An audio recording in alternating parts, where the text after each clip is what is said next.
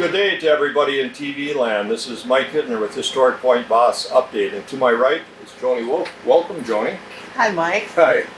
And we're going to talk a little bit about a number of things today. Joni's going to talk about fans and some of the things that her and her husband Tom have done in interpretation, that sort of thing. And then we're going to talk a little bit about the festival and Joni's part in the festival and that sort of thing. But wanted to start with, Joni, can you maybe just stand up and talk about you make your own seamstress, right? Yes. Right. And Joni's wearing, I guess you probably better to explain it than me, you know, what you're wearing.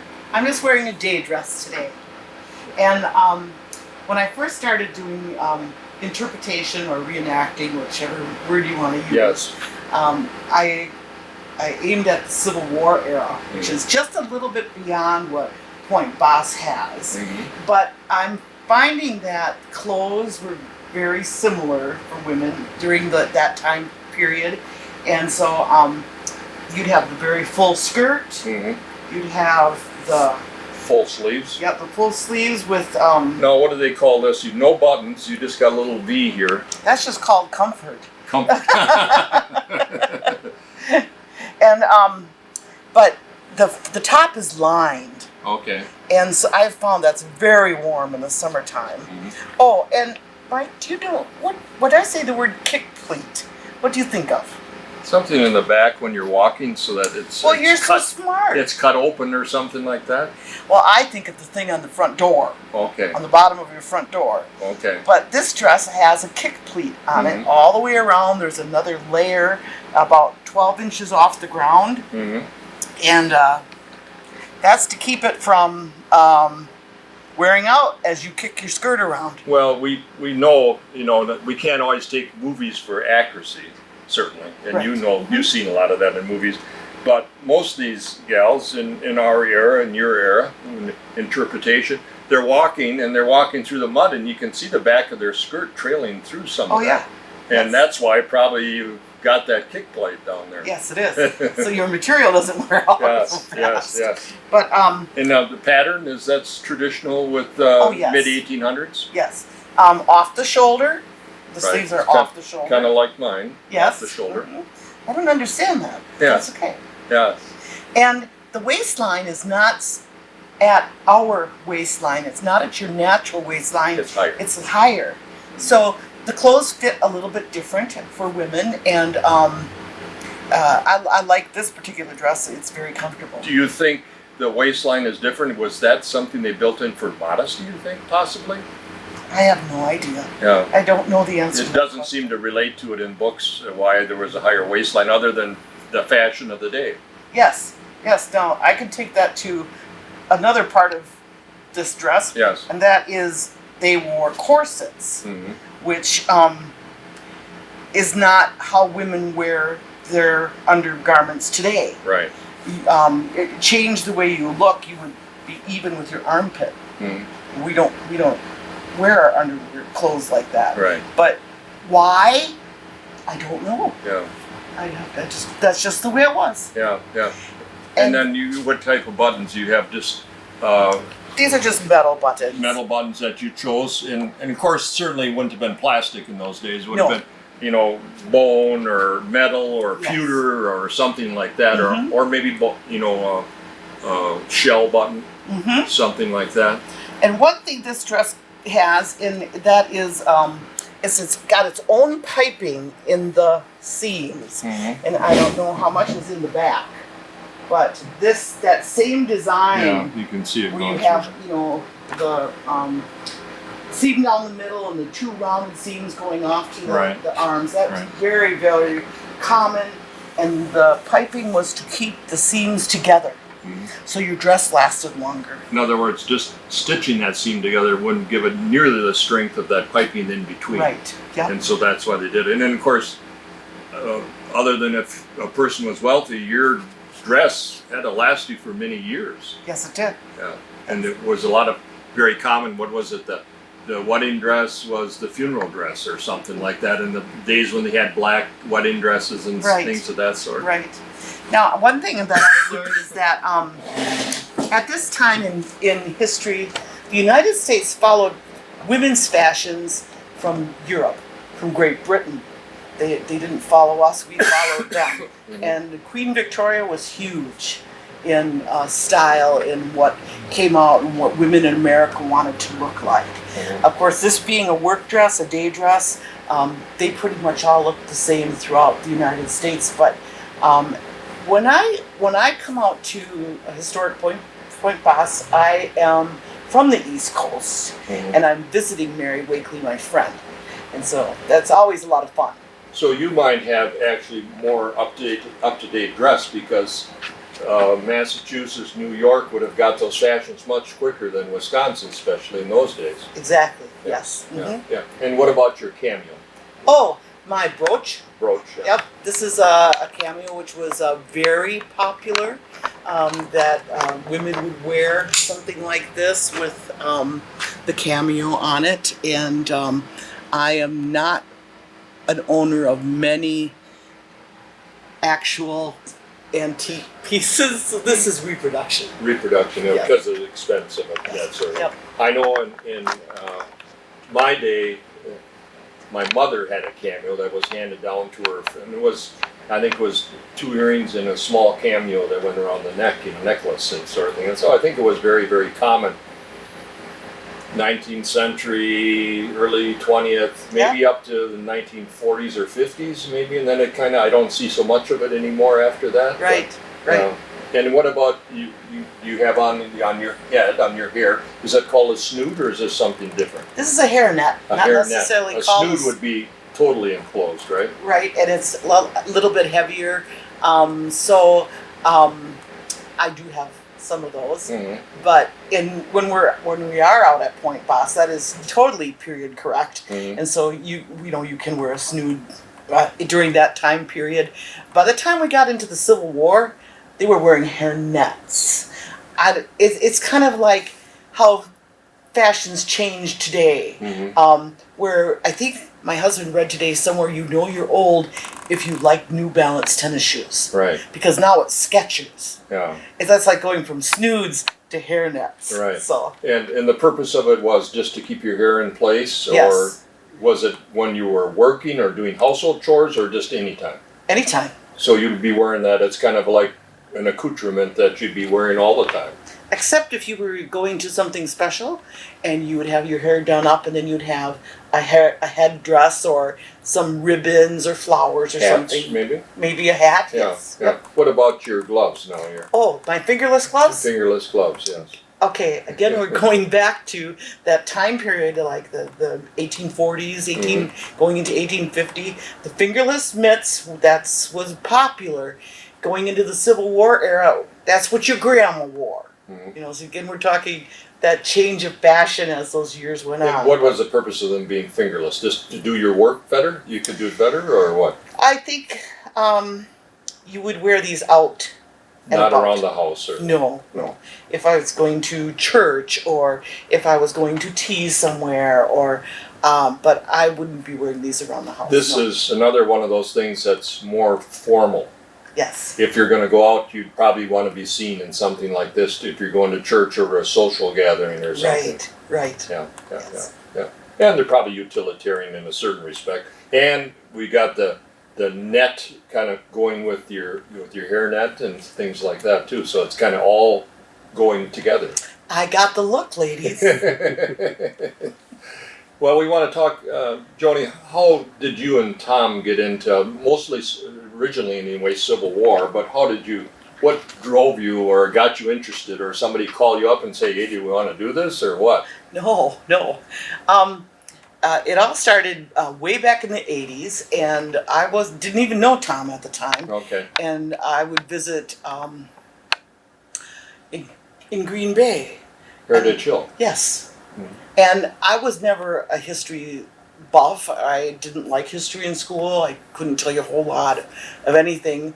But when I would go to Heritage Hill, and you could see history, you could touch it, you could taste it, you could smell it, it came alive. Right. I loved it. Right. I loved it so much. I went to the visitor center and I bought a pattern. And then I went and I bought the material and I sewed myself a dress. I did some studying, and I started visiting the school where my daughter Kim was attending at the time, and they had old-fashioned days. And so I found a name for myself, and can I just share this with you? Sure. Okay. This is the diary of Mary Chestnut, and it is a lady who was friends with Verena Davis, and she was the first lady of the Confederacy. And so she was in what they refer to as the aristocracy. Mhm. And let me just read to you Yeah, go ahead. what Mary said about Betsy Witherspoon.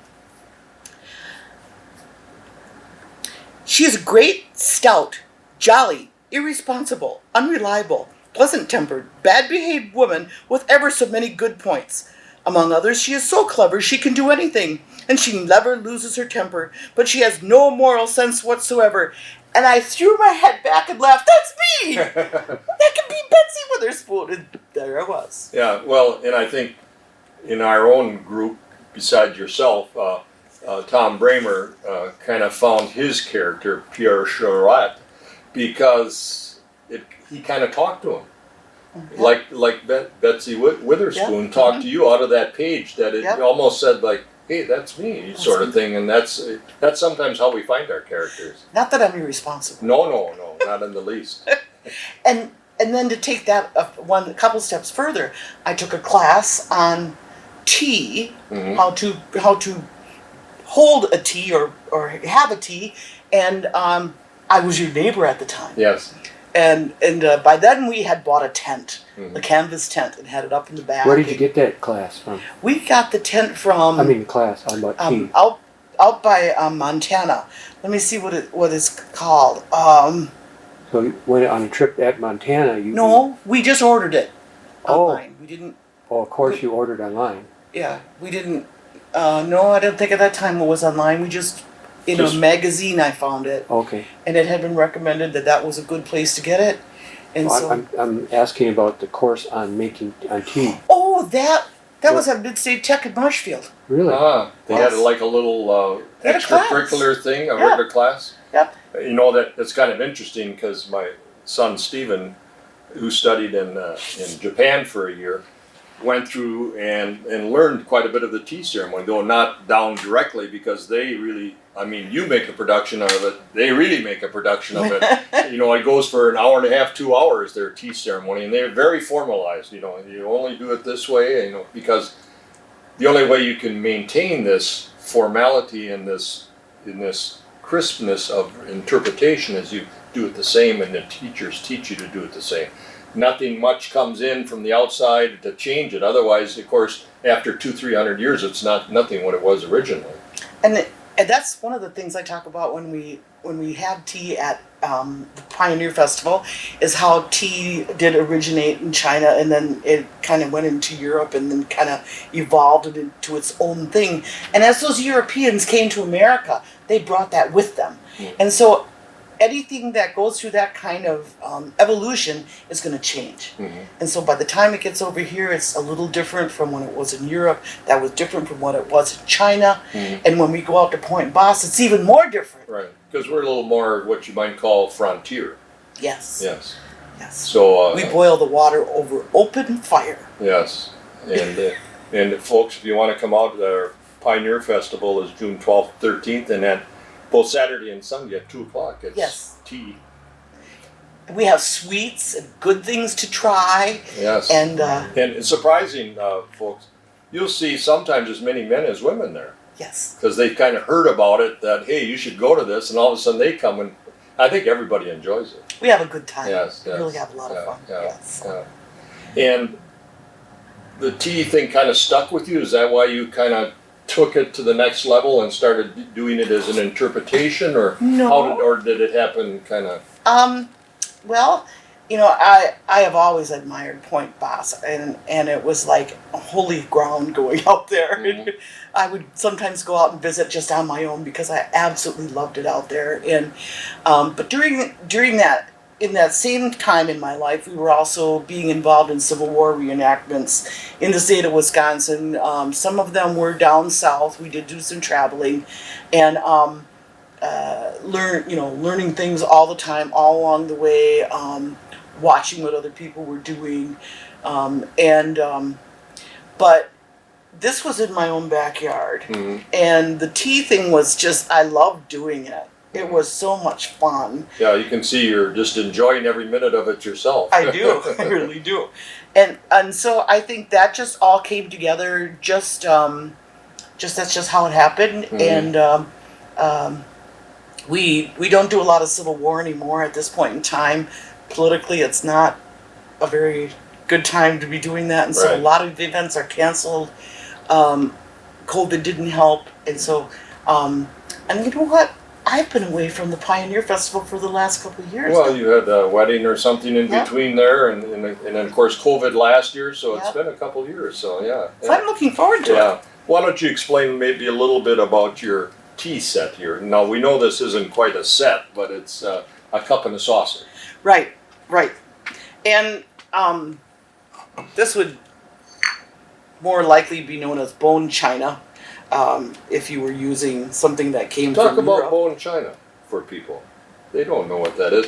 Today, if you got young couples, they get this real heavy stuff and everything. The bone china, I think those people are going into extinction or something. Don't you think those companies are I think having they might trouble? be. Yeah. I know I tried to get another set of pots and pans like I got when I first got married, and they're not in business anymore either. No. So But the bone refers to actual bones in there. They ground up the bones. We toured one of the major ones in England when we were over there, and of course they go through the whole process. And then, on some of this stuff you can almost see through it. It's so yes. opaque. but not my saucer. Not that one. But I wonder how they ever thought of putting bones into China.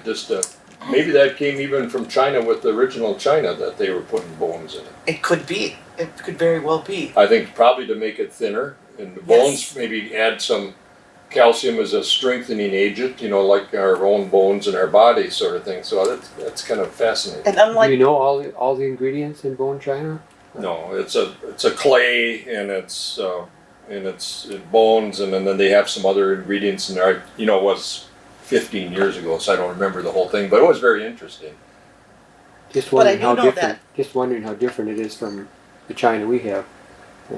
Well, bone china is fairly expensive china. It's not the stuff that you'd get, no offense to Walmart or anybody like that, but you're not going to get it there. It'd be at a finer store like Johnson Hills used to be before, and they had the gifts Yes. and for weddings and that sort of thing. You'd pick out your china pattern and your silverware pattern and your crystal pattern, and nowadays I don't think anybody cares about any of that. The young people anyway, I think they're in they've signed up for tents and sleeping bags. they got a different idea. They do. Yes. But I think that the lighter the saucer was and the lighter the cup was, the more dainty you could appear Mhm. in having tea, You especially. could be delicate just like the Yes, person you could. drinking the tea. Yes. Yes, Mhm. yes. And maybe it would cool off faster too. Well, I certainly think that it's pretty thin. Yes. And you see most of the tops in the cups are somewhat fluted out, so of course it's not going to keep it warm forever for sure. Right. When did they stop drinking out of the saucer? You know what? That was Or am I getting ahead of you? that was more like in the 1800s. Okay. Yep. And so by the time you got into the 19th century or the 1800s. 1800s. Hundreds. Yep. Then they had pretty much stopped drinking out of the saucer when it came from Europe over to the United States. That, Would it have been considered uncouth to drink out of the saucer versus oh it was appropriate and no! Yes, especially Sweden even the Swedish did that. well, and sometimes when you see people drinking tea, they'll even have that little sipping noise. Yes. It's I guess that's appropriate or something. Yes. Yeah, normally we think of, it should be really quiet and dainty or something and not make any noises or anything, but Well, it was sure different than the coffee mugs we have today. Mhm. That's for sure. yeah, where they're 1/4 inch thick and, really heavyweight clay Right. sort of thing. So, tea came probably from Europe and mostly from England, and that's probably was way before coffee was really popular. Do you know something? People in that era had a choice of 3 different things to drink, and it was coffee, hot chocolate, and tea. What do you think was most popular? I would think tea. Hot chocolate. Hot chocolate, because the children could even drink it Right. probably and preferred it. And it was sweet a little bit, though probably not sweet like ours. But it was more expensive than anything. Was it? I mean, Yes. that was the main factor maybe? Because Yes, it was. if you could afford chocolate, then you really had a pretty good income way beyond the tea and the coffee drinkers. Right, yes. Yeah, yeah. Mhm. Well, that's interesting. And once coffee started becoming more popular, it did eventually, tea took a lower seat to that. But I think today we're seeing tea coming back in a bigger way. It is more healthy, in many different ways. Not that coffee isn't healthy, because it is Right. too. Yeah, they say a cup or two a day is great, right? Yeah, yeah. So Now, tea, do you think that started the drinking of tea by Americans started dying off after 1900 a little bit? Did it start Yes. waning and maybe coffee started being more popular? somewhere or something? between 1902, 1905, somewhere in there. Okay. Yeah. Was it because maybe of more importing of coffee was getting more popular? They're bringing more into the country? I believe that's probably so. Yeah. Mhm. Now you've got just to your right there a fan. Can you talk to us about a fan and the proper etiquette of a fan?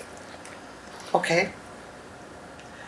It's good here today because it's a little warm back here. We put the fan on, but we got a fan up above, but it makes a little too much noise. But Well, we were talking just earlier Yes. about a fan being used like at concerts, and they give out fans because there wasn't air conditioning. mhm. And of course, that was a one main thing about a fan, is just it keeps you cool. But in the 18th century, in the 1700s, when King Louis was on the throne in Great Britain, and you had the fancy dresses that stuck out like a box on either side of you, and all those kind of things. But there was strict etiquette between people in the upper echelon of society, mostly between men and women, mostly between young men and young women, that you couldn't talk to each other or spend time with each other without a chaperone, and only certain things were allowed to be said, only certain things were allowed to be done. And so as time went on, there was a certain language that developed from the fan. Okay. And so you could talk to that young man over there that, It's kind of like Morse code, but with a fan code. yes, it was. And I did a little research and found out that they are still giving classes to men and women on the language of the fan. Really? Yes, yep, Kind of like your T class at UW Marshall. yes. Yes, mhm, yes. Yep. Yeah. And yours is kind of an Asian design, would you call it? Or? Yes, yes, I Mhm. would, yeah. Mhm. And were they made of like bone or silk or I almost Feathers. because I almost think of them, some of them being like some of the material that they made stays out of or something like that. They didn't have plastic like we Right. do, but so there was some was wood, cedar was very popular because it was really lightweight. And aromatic too. Yeah, that too. Yes. Yes. So.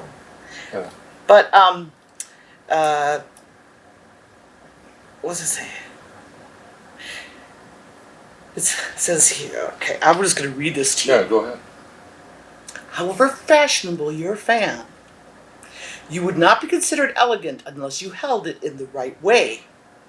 A lady might take snuff genteelly and use her handkerchief daintily and smile with refinement, but nonetheless she would be laughed at if she used her fan in a bad manner.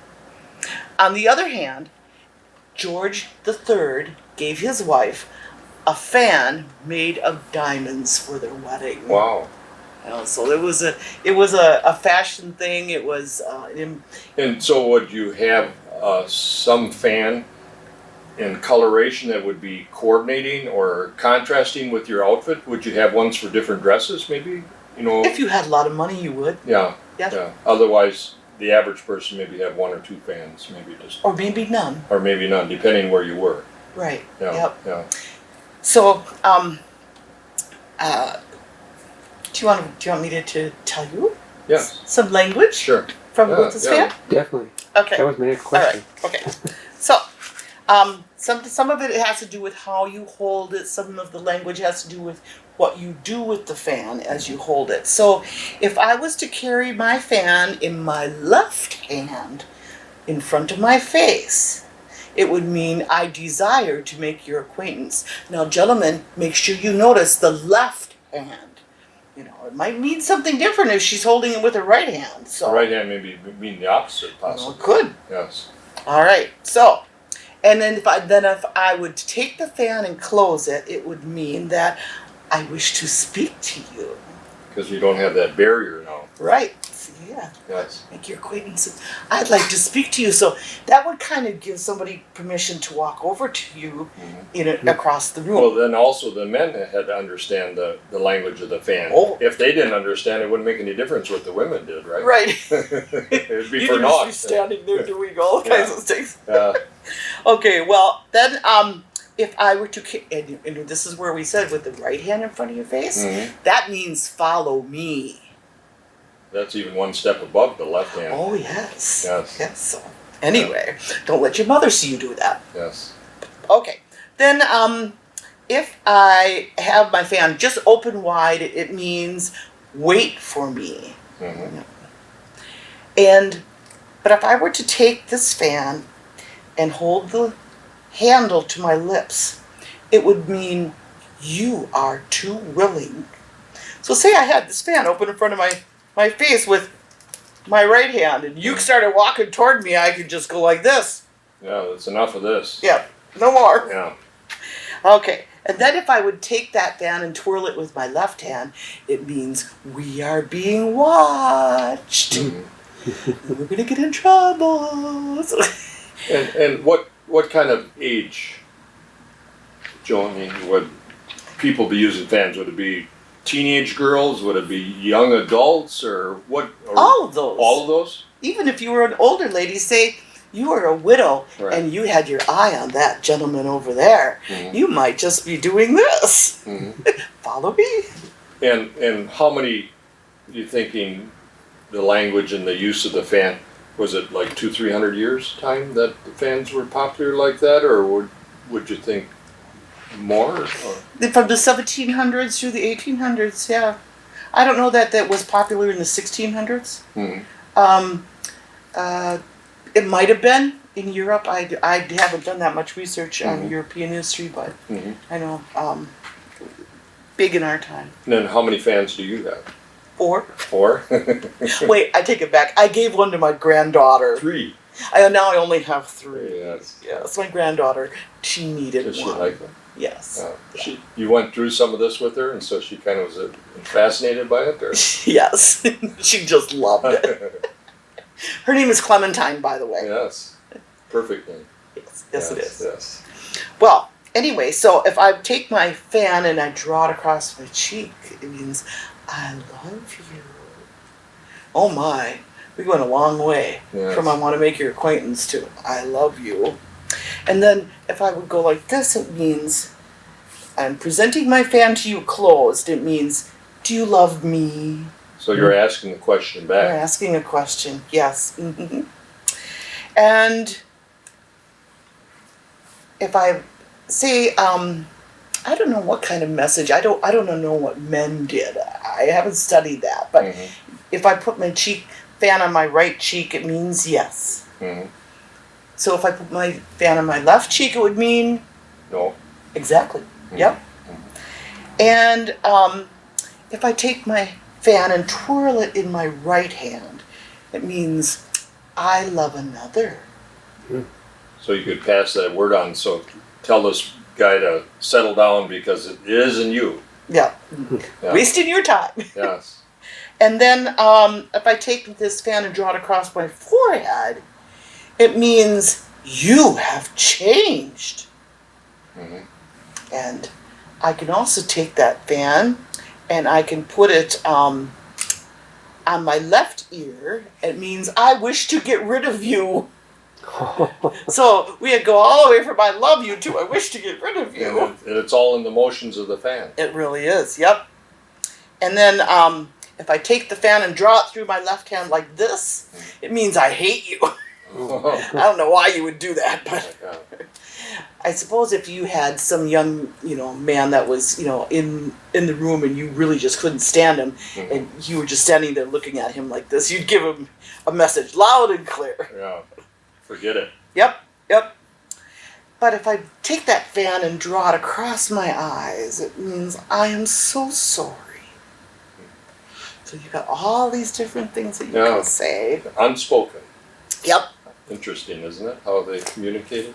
And probably because of the social mores in those days where men and women were mostly separated, other than if they had somebody with them all the time. Right. It was probably one of the few ways they could communicate, and that probably came about just through nature of women learning to give different signs with the fan, and the men be able to interpret them. Right. Yeah, right. That's interesting, isn't it? Now, if I take my fan and I open and shut it several times, it means you are cruel. Okay. Now, I have to take my fan and fan myself very quickly. It means I am engaged. But if I have that fan and I'm fanning myself very slowly, what do you think that means? I wish I was engaged. No. It means I am married. Oh, you're married. And everything's slowed down now. Is that what it means? You're married? Okay. And then the last thing that I have on the language of the fan is if you drop the fan, it means we will be friends. Mm-hmm. Now, was it proper etiquette for a man to pick up that fan and give it to the woman? Do you know anything? If it's like picking up a handkerchief. Yeah. Yes, or a glove. Like a woman would just kind of surreptitiously drop a hanky or a glove or something like that. Oh, yes, yes. And then they can follow you and speak to you personally to give it back to you. Yes. Yeah. That's what I was wondering, because some of those gestures seem like they might, be used today, like this, some women do that. It makes same meaning, and some other things. Well, they do the same meaning, but they don't even use a fan anymore. Right. Yeah. Fan has become obsolete for them, or in some I'm wondering regard. if that came from the fan signals. Yeah. Maybe so. Yeah. Could be. Without really knowing it, just progressed into hand gestures. Yeah. Yep. Now, Joni, why don't you talk a little bit about, and you did a whole talk on it at one of our annual meetings, about you and Tom went down to Springfield, Illinois, and you took the names. You had to have somebody that was alive at the time of Lincoln's death and burial of Mary and Robert Wakely, and you went down to the goings-on at the, well, I don't know, The 150th anniversary. reenactment of the anniversary of Lincoln's funeral. Yeah, why don't you tell us a little about that, because that was fascinating. I mean, and you really got a lot out of it too. I know you enjoyed that. Yep. And what time of year was that again? It was in the spring, Yeah. and we had heard about it through a reenactment that we had gone to at the Wade House in Greenbush here in Wisconsin, and one of the gals there was handing out the information on it and everything, and you had to apply to be able to be part of that. So you had to have the name of somebody that lived in that era, and you also had. You couldn't be Confederate, though. You all had to be federal. Right. You had all to be from the North. Right. Okay, and I did ask you if we could be Robert and Mary Wake. Yes. Yeah. And we had a ambrotype of a picture of a guy that I'd gotten at some shop somewhere, and I said that's going to be the picture of our son who was missing, and we're going to be mourning. That President Lincoln was shot, and we lost our son, and now we lost President Lincoln, and the year of the 150th anniversary of any of the events of the Civil War, were celebrated at each of the individual battlefields, and even when it came to the signing of the peace agreement at Appomattox, the 150th anniversary. Was on exactly that day. Yes, all of this was. 150 years yes. removed, but Yep. on the exact day. And And if it was Appomattox was 3 o'clock in the afternoon, they signed it at 3 o'clock or reenacted it at 3 yes. o'clock. Yep, and so it was required that all of your clothes, all of your umbrellas, if you took them, they all had to be period correct to this era, and so we had to apply for this and send pictures and everything, and So it was almost like one of these art things where you have to submit pictures of your artwork Yep. to get accepted. You're juried, basically. You were juried into it. yes, we were. Yes, we were. And so how many total people were there? Do you have any idea?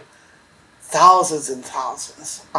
They closed the streets down just like they did for the funeral, and we walked the exact same route that people did back when they had the funeral for President Lincoln. And in addition to that, there was also another group that ahead of time had put together a train that looked just like the train that came from Washington, D.C. and went all the way to Springfield. Yeah.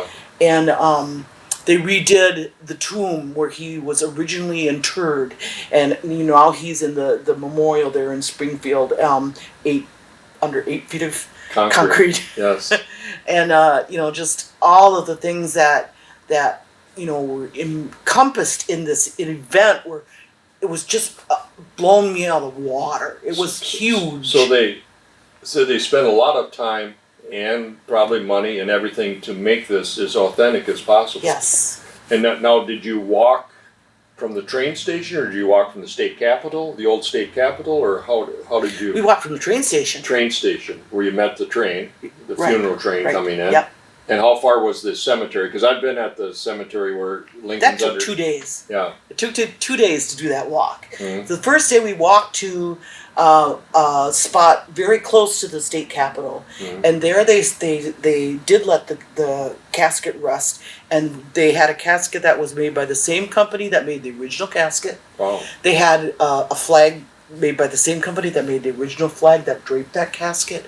They had the governor there. They had all kinds of people there. There was a band. There was a choir. There were thousands and thousands and thousands of spectators, and as we walked both days, they were as quiet and silent as you could imagine, just like it would have been originally. Mhm. And so they had a ceremony, and then they actually had a reproduction of the carriage with the horses that carried that casket with the big ostrich plume things and gold on it. I was just amazed. Did somebody film this? Hopefully. Yes. Because CNN. CNN filmed it, so Yes. that it's all recorded. What You can see it on YouTube. on YouTube? Huh? Yes, you can. And what is it, like 4 or 5 hours long? Do they condense Oh it? no, Or? they condensed it. Yeah, Condensed it. Everything's not on it. Yeah. But then the second day they started from that point and went out to the cemetery. And how far was it? It's not the cemetery where he is now. Was it closer or No, it is the same same one. cemetery but a different area? Well, okay. When he first was buried, he was buried into the side of the hill. Oh, right. And then people tried to steal him Mhm. a couple times. And so they said, this is really not safe. And so they built a monument that's there on top of the hill instead of into the side At of the the hill. time when he was on the side of the hill, they didn't have this big tall No. monolith or whatever it is, their No. spire going up. Right. It must be 150 feet high or something like that. Yeah. Yeah. And so, did you stay in hotels or did you camp or how did you do it? We could have camped, but we were not guaranteed anything really, like firewood or water or porta potties or anything. And so it's like, in April in Illinois, I know what the weather can be like. Right. I'd rather stay in a hotel than take a risk. No, was it hard to find hotel reservations or did you work at it far enough in advance that it wasn't an issue? We did work at it far enough in advance that we were able to find a place to stay, and it wasn't so bad. But I can't imagine all those people. Where there was hotel rooms, they must have been staying 40, 50 miles out or longer, further. Yeah, there were just so many. Yeah, So many. Yeah, must have been interesting to see such a gathering of people in civilian and military clothing from that era, huh? I mean, where do you see that many people like that? I love it. Yeah, yeah. I absolutely love it. Yeah. Where the train car that was, and it wasn't the whole train that was there. It was just the car. Mm-hmm. Detail, unbelievable detail, but it was at the train. What train do we ride now? We ride the Amtrak? Yes, it was at the Amtrak station. Yeah. And so we're waiting for this whole thing to start, and all these trains kept coming between us and the Abraham Lincoln car, and these people are looking at the train like, what? What are these people doing? Yeah, what's going on? Is this a here? movie set or what's going on? And we were packed. We were from the wall of that station all the way out as fast as the train was coming. We all had to go back, push back, and but it was. Well, and that was quite a cortege that he had, Lincoln had, because they took him from Washington D.C. and they took him all through these little towns and everything. I think I understand it's about I don't remember for sure, but about a week long, I think this whole train thing took. Or more, taking them all over the country, East Coast to the Midwest, and then bringing them to Springfield. But yes, and so that people could mourn him all over. And they kept putting more embalming things on him and in him. I mean, did they pack him in a little ice too, maybe? I don't know. I've never heard about the ice, but I do know that they kept embalming him more so he would make it to Springfield. And when they tried to steal him, and they brought him back to make sure he was still in the coffin, they opened the lid, and they could see who it was because he was embalmed that much. So much, yeah. What an interesting story, huh? It is. And a once in a lifetime experience. The next big celebration will be probably 200th year, and who knows who's going to be around to do that, right? I'm not making a 5-mile walk in that one. Especially with the shoes of the era. Or Yeah. that sort of thing. Though under your dress, you could probably get by with the multitude of sins, right? Oh, but because they wouldn't see your shoes. Now, who was the fashion police there that made sure you had what you're supposed to have on, or was it just? They were everywhere. And when they would correct somebody, say, "Well, you got the wrong umbrella. You've got a modern umbrella. You can't use that." Well, I think by the time we got there, they had already put the fear of God in us that we weren't going to do anything like that. Yeah. And who was in charge? Do you know if it was? Yes, her name is Elaine. I'm trying to think of her last name. And she was something to do with the Springfield history? She was the head of it. Okay. She was the head of the reenactment, but she was the gal who we saw at Wade House. Okay. She's the one handing out the things, yes. huh? Yeah. And she's excellent at her craft. She really is. Mm-hmm. She does a great job. Her and her husband, when they do a duet of music together, and she plays the jawbone of a donkey. Really? With all the teeth. Sounds like plays it. Sounds like David in the Bible times. Yes, it does. Yeah. Well, what an experience! I think did Tom enjoy it? I'm sure. Huh? He did, and Tom is just a jewel because he does not love the Civil War like I do, but he comes with me anyway. Now, was he dressed? He's probably dressed in civilian, right? Yes. Not. He's not a soldier. We're both civilians. Civilians, yeah. Okay. But I sewed his outfit as well as mine. I got some gal out of the East Coast to send me material and so it was quite a production. Good thing you had about a year to work on it. Yes, it was. All winter. Yes. So you had to be on your feet all this time? You walked the whole time and on your feet. Yes. Yeah. Yep. How did you? You said it was in April, right? So it probably wasn't that hot. It was hot. So how did you? Did you have to carry your own water and your food, or how did you eat? Yes, I have a little purse that I could carry a bottle of water in. Food. I didn't even think about food. All these thousands of people. It's like wow. Yeah, they maybe had some wagons out or something to serve them or something. Huh? Did they have I don't even remember that part. Well, you were involved. I was in character. Yeah. I was. All of a sudden, Tom looked at me and goes, "What's the matter, honey? Are you okay?" I said, "President Lincoln died." You were feeling it. You really got into it. Yeah. You were not only there, you were really there. Yeah. You were there. That's called in person. Yeah, that's called, Yeah. first person. I'm going to talk a little bit about Joni, not to get a little higher note here, and not Lincoln's 150th anniversary of his funeral, but I'm going to talk about our Point Basse Pioneer Festival, which is on June 12th and 13th. And of course, last year, because of the COVID, we didn't do anything because, well, it wasn't proper because of medical and other reasons to do anything like that. But it's June 12th and 13th, and it's 10 to 5 on Saturday and 10 to 4 on Sunday. And of course, Joni, Mrs. Witherspoon, will be there in person at tea at 2. Now, when we say 2, it's 2 o'clock, so it's an afternoon tea. This isn't the big tea. No. What do they call the big tea? The high tea. High tea. The high tea is usually a little later, and that's kind of almost like finger sandwiches and all this sort of thing. A meal. Yeah. I tell you, we went to high tea and we were in Scotland with the kids, and we went to this. We were staying at this bed and breakfast or hotel or whatever it was, and we saw high tea. And we ate so much the second day they locked us out. We saw, holy cow, all this food and all this tea and everything like that, and so they had all these over there. They had these sandwiches. And then they kind of cut the crusts off, the cucumber sandwiches and the usual. We do too. Yes. Can I give a spoiler? Yes. All right, we're going to serve 3 different flavors of tea like we normally do. Mm-hmm. And this year we are having the herbal tea, raspberry mint. Our black tea is Hearthside caramel apple. Oh.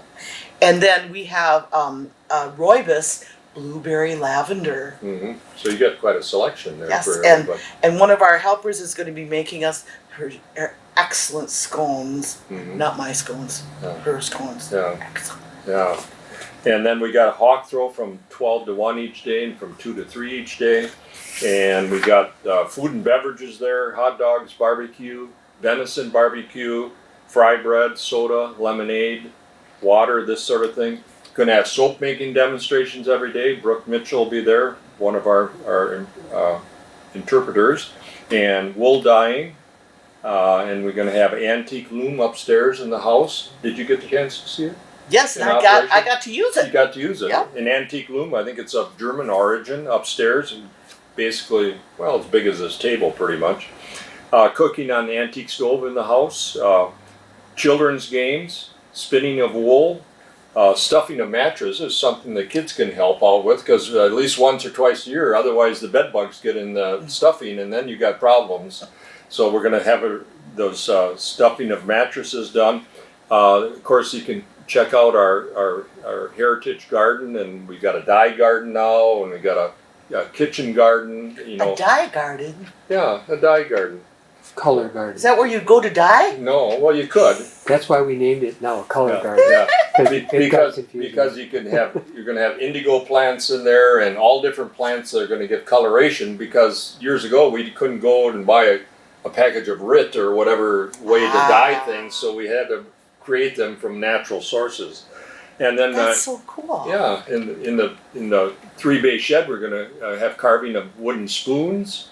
And I think there'll be little handmade dovetail joints, or making those pegs where you pound through. I think Kenny made a form for that to pound through. Yeah, Kenny and Jim made that to make dowels, and then Jim is getting material so people can come in and cut some dowels if you want to do it.